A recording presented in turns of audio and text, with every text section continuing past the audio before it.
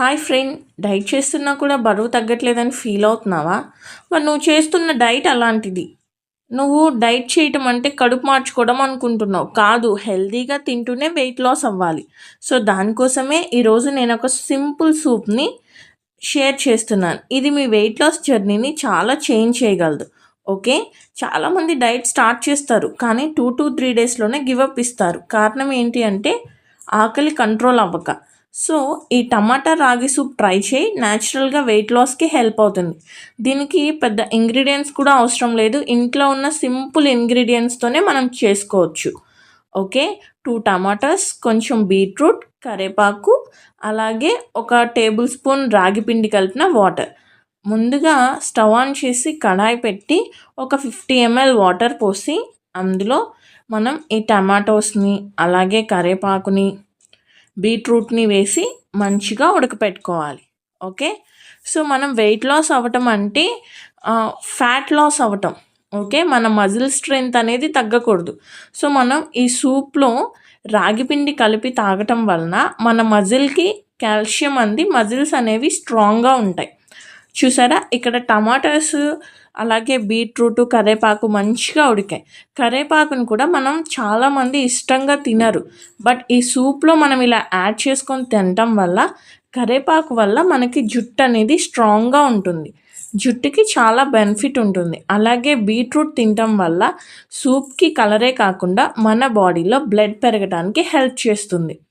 Okay, so ఈ సూప్లో ఉన్న ఈ ఇంగ్రీడియంట్స్ అన్నీ కూడా మంచిగా ఉడికిన తర్వాత వీటిని చిన్న చిన్న ముక్కలుగా, అలాగే ఆ టమాటోని తొక్కల్ని పీలప్ చేసేసి మిక్సీలో వేసి మంచిగా మిక్సీ పట్టుకోవాలి.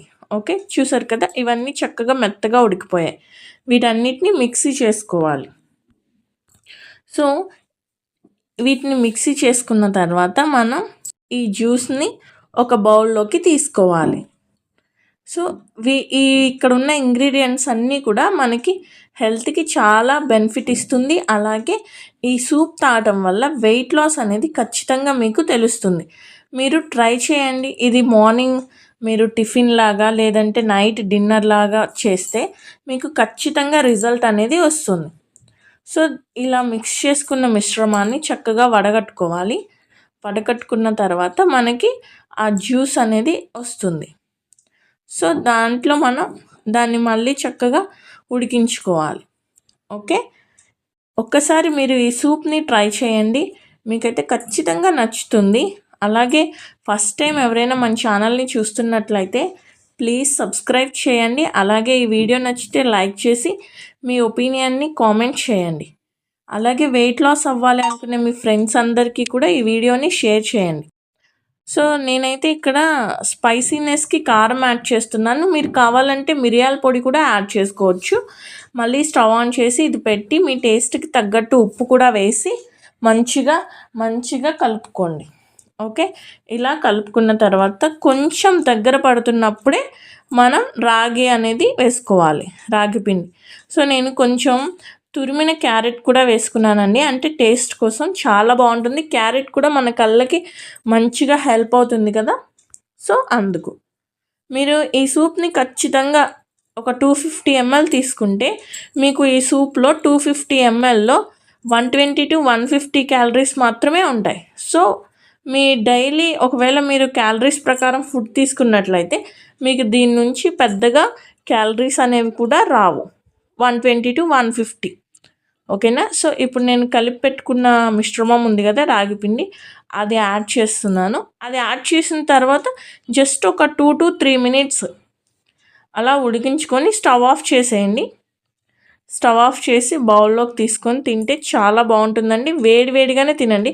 నేనైతే ఇక్కడ కొంచెం చిక్కగా ట్రై చేశాను, మీరు కావాలంటే కొంచెం పలుచగా కూడా ట్రై చేసుకోవచ్చు. సో మార్నింగ్ టిఫిన్లోకి కానీ నైట్ డిన్నర్లోకి కానీ ఇదైతే పర్ఫెక్ట్ అండి. ఒకవేళ మీకు ఇంకా మార్నింగ్ టిఫిన్ లాగా దీన్ని తీసుకుంటే ఇంకా ఆకలి ఉంది అనుకుంటే మీరు ఒక బాయిల్డ్ ఎగ్తో పాటు తీసుకోవచ్చు.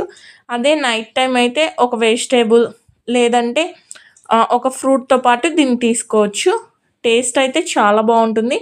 ఒకసారి ట్రై చేయండి. ఖచ్చితంగా మీకు నచ్చితే మన ఛానల్ని సబ్స్క్రైబ్ చేసుకోండి. ఓకే. మీరు ట్రై చేసి మీకు ఎలా వచ్చిందో ఖచ్చితంగా కామెంట్ సెక్షన్లో చెప్పండి. Okay friend, thank you.